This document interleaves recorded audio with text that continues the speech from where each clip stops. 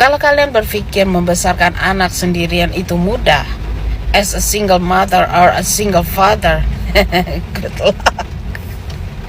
Kalian udah kompak aja sama pasangan kalian membesarkan anak, tetap banyak surprise-nya. Waktu kalian punya anak pertama, kalian tuh tidak punya knowledge atau tidak punya background. Ini cara besarin anak gimana, melahirkannya gimana. Kalian biasanya nanya kepada orang-orang yang sudah pengalaman. Siapa? Mayoritas orang tua kita. Kita mungkin cuma ingat, oh dulu ayah ibu saya didiknya begini nih, saya coba terapin ke anak.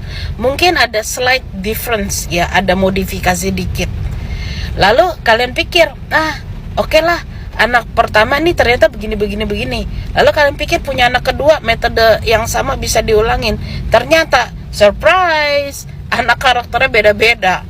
Begitu anak ketiga, beda lagi. Sekalipun kembar pun ternyata bisa beda loh. Kenapa? Ya yang kita lagi bicarakan tuh manusia. Gak usah Anda jadi orang tua nih. Saya pengalaman jadi guru ya, ngajar satu kelas, anaknya tuh random, beda-beda. Kenapa bisa begitu? Ada banyak faktor. Bukan cuma soal faktor di keluarga aja. Ini anak itu kan ini ya, sifatnya tuh nurunin secara genetika. Genetika tuh gak selalu lagi bahas ibunya doang. Bisa juga nurun sifat bapaknya, kakeknya, neneknya, banyak. Tapi kalian kan selalu biasanya cuma ngejudge ibunya doang. Pokoknya apa-apa tuh salah ibunya gitu loh. Yang lain gak salah, cuma salah ibunya. Dan kalian juga lupa, kalau lagi ngomongin remaja, faktor X itu juga banyak. Dia tuh dipengaruhi oleh lingkungan yang kayak mana dulu, berteman sama siapa. Cilakanya kalau ada orang-orang dewasa yang harusnya sebetulnya fungsinya tuh teman ibunya atau teman ayahnya, tapi ngajarin yang kagak-kagak sama nih anak, didukung. Ya kayak begini, susah.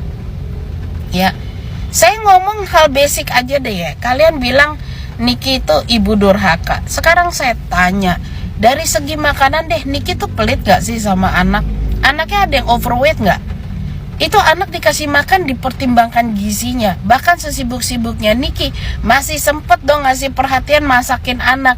Dia bisa aja loh sebagai orang kaya, udah ada ART ini, saya gak perlu lagi sibuk syuting, lagi sibuk cari duit. Ngapain saya masak-masakin buat anak?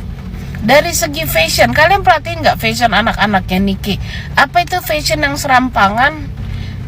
Bahkan dia ngerti ini cocoknya anak umur segini tuh pakaiannya gimana. Enggak semua orang tua ngerti. Ada orang tua yang anaknya dibully, gara-gara udah SMP masih dikasih aksesoris kayak begituan, jadi bahan bulian di sekolah. Dari segi pendidikan, apakah dia di sekolahin cuman asal-asalan? Sekalipun kalian nganggap orang kayak Niki mungkin ilmu agamanya kurang, tapi Niki tetap coba tanamkan itu ke anak-anak loh. That's a good point gitu loh. Kalau kalian bilang Niki cuma kasih uang, gak kasih perhatian, kata siapa? Niki sering nemenin anaknya mau panahan, dikasih, ditemenin kejuaraan. Gak semua orang tua punya waktu kayak gitu. Apalagi kalau orang tuanya tuh udah sibuk dengan karirnya. Ini masih sempet-sempetin datang loh. Selalu punya waktu untuk diajak jalan-jalan ke luar negeri, untuk liburan bareng. Hei, gak semua anak orang kaya bisa liburan bareng sama keluarganya. Saya sih kasih tahu aja. Cuma asal kalian juga tahu ya, kalau kalian ingat masalah Niki punya masalah sama anak, ini bukan soal di UK doang, udah lama. Mungkin kalau kalian masih ingat video-video lama, waktu dulu dia pernah kabur ke tempatnya Dipo, sampai Niki ajak ngomong. Tapi Niki ngomongnya juga gak pakai marah-marah waktu itu. Lalu masalah kasus anaknya bikin masalah di pesantren, bikin masalah sama guru-guru lesnya, bikin masalah sama ART, punya percintaan yang cukup aneh dengan satpam, dengan supir. Kalian pikir mudah sebagai ibu nanganin anak remaja yang kayak gitu? Cobain dulu gitu loh. Kalian ini kadang-kadang tuh gimana ya, kalian tuh terbawa pada apa yang gini loh.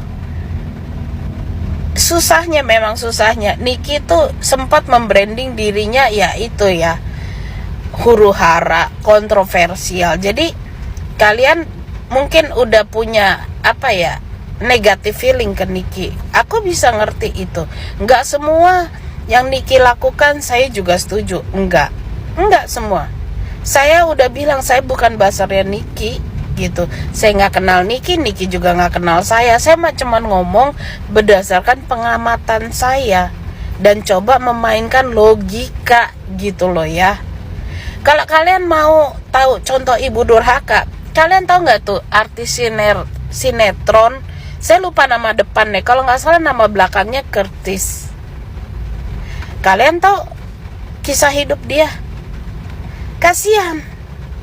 Tapi itu aja dia tidak menghina ibunya, walaupun bukan ibu kandung. Ibu kandungnya juga nggak ngasih teladan yang benar. Dia tumbuh tidak ada kasih sayang dari siapapun kalau boleh dibilang. Tapi dia kayak begini nggak? Ngaco gitu loh. Enggak. Gini ya, saya ngomong nih based on my own experience. Oh, kisah saya lebih ngaco lagi, lebih seru sebetulnya.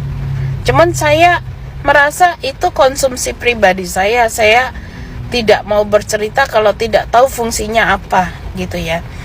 Tapi hidup tuh pembelajaran. Ada yang protes sama saya, kamu tuh suruh anak umur 18 tahun mengerti keadaan. Wow, hidup saya lebih berat dari Loli dari sebelum umur 18 tahun.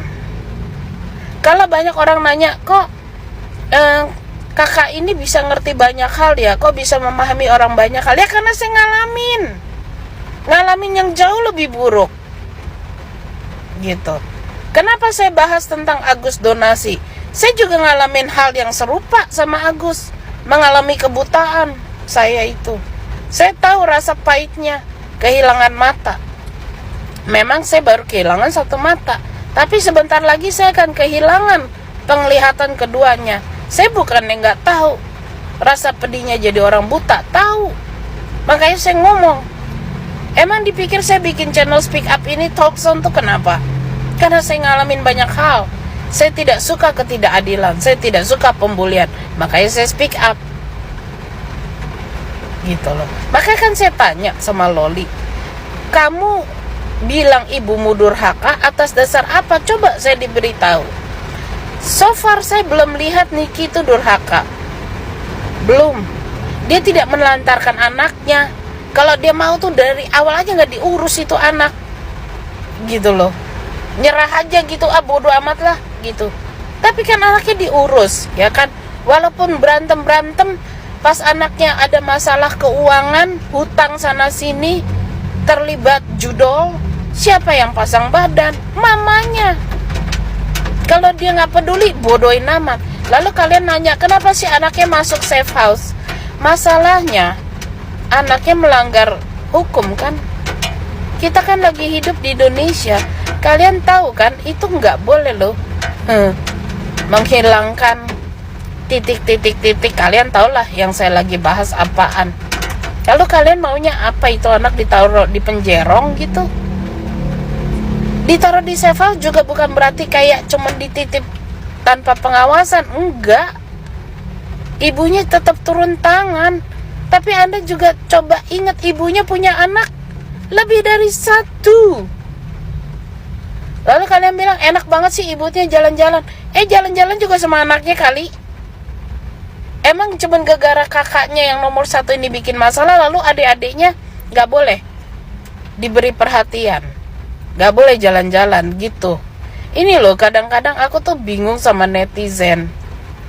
Ya, tolonglah kita coba jangan pakai emosi dalam menilai sesuatu. Saya bukan tidak paham rasa sedihnya Loli. Ada banyak yang saya paham kenapa dia bentrok sama amiknya. Tapi kalau bilang amiknya durhaka, saya nggak setuju. Karena itu konteksnya beda banget. Gitu loh. Mereka berdua tuh butuh didamaikan, butuh dibantu. Tapi sayangnya ini orang-orang dewasa. Saya juga nggak tahu kenapa jadi memperburuk keadaan. Kalau kalian nggak suka sama Niki, boleh kalian serang Nikinya. Tapi jangan juga jahat anak di bawah umur kalian gunakan untuk menyerang ibunya. That's not fair.